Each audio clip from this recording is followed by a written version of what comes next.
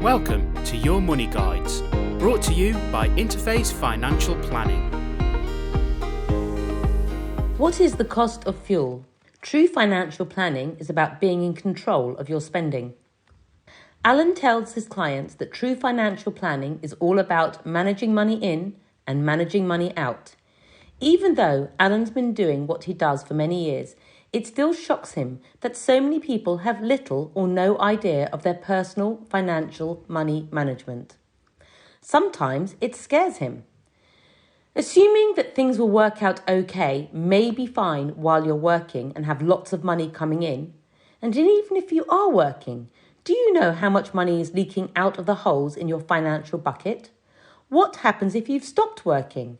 Why not plug up a few of those holes and save money for when things don't go to plan? Alan's written about buckets and jam jars and the principles of financial management before, so this time he's focusing on being in control of expenditure. In January, Alan's smart meters, which were installed over 10 years ago, stopped working, and he had some new ones installed. They came with a new fancy monitor which sits next to Alan's desk, so he knows exactly how much electricity and gas is being used.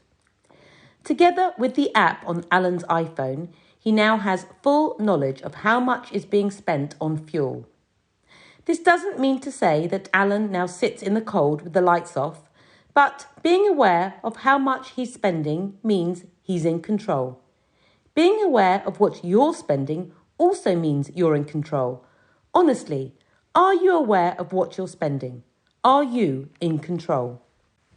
Alan has always been keen on home delivery, and the lockdown 2 years ago was Alan's excuse to go full-blown with home delivery, and he hasn't been inside a shop since February 2020.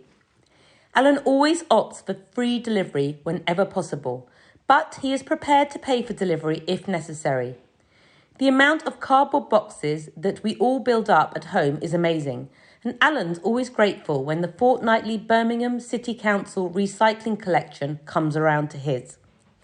Buying online puts Alan in control, and he always manages to get good deals, whether from Amazon, Iceland, Asda, Sainsbury's or anyone else. The last shop that Alan went into was Lidl in February 2020, but they don't do home delivery, so until they do, they're off of his list. Alan was criticised recently because someone said that he was generating pollution from all of the delivery vans coming to his home. This intrigued Alan, so he dug a bit further. Alan's Amazon delivery van was completing 72 deliveries within a 2-mile radius. Just imagine how much fuel would be generated if 72 people were all using their cars to go to the shops. One Amazon van travelling from their depot to go around 72 houses, an estimated 100 miles, against cars doing a 10-mile round trip. That's a total of 720 miles. Alan rests his case and feels quite smug that he's doing his bit to be more eco-friendly by opting for home delivery. Yesterday, Alan ordered some new trousers from Asda and paid their delivery charge of £2.95. And again, he was asked by someone why pay the charge when Alan could simply go and collect the trousers for free. Alan wants to answer this by looking in a bit more detail at the cost of petrol. Last week, Alan paid 147.7 pence per litre. Yes, Alan knows petrol has gone up dramatically in the past week, but this only underlines the point that he's going to make in a moment. How is that price made up? First, there's fuel duty, which is a standard charge applied by the government to every litre of petrol and diesel sold at UK forecourts.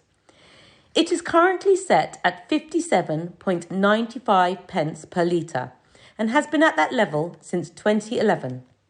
Alan was trying to find the actual cost of petrol, but he dug a bit deeper. It got complicated and started talking about the wholesale price, the cost of bioethanol, the cost of distribution and the retailer's profit, not to mention what's shockingly going on in Russia.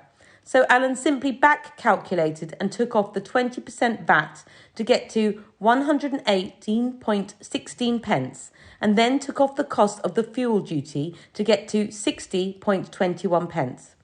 It was a surprise to Alan to find that the government adds 20% VAT to both the fuel duty as well as the cost of the product.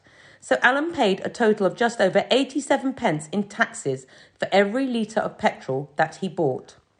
Many people still refer to the petrol consumption in miles per gallon, so they have no idea of how many miles per litre they're doing or what the cost of petrol is per gallon. This is a disconnect which we are all guilty of. We are left with a choice of either multiplying the cost per litre by 4.54 to convert it to gallons. In Alan's case, the cost per gallon was £6.71. Or we can work the other way, and if a car is doing, say, 30 miles to the gallon, that means that it's using 1 litre for every 6.6 miles.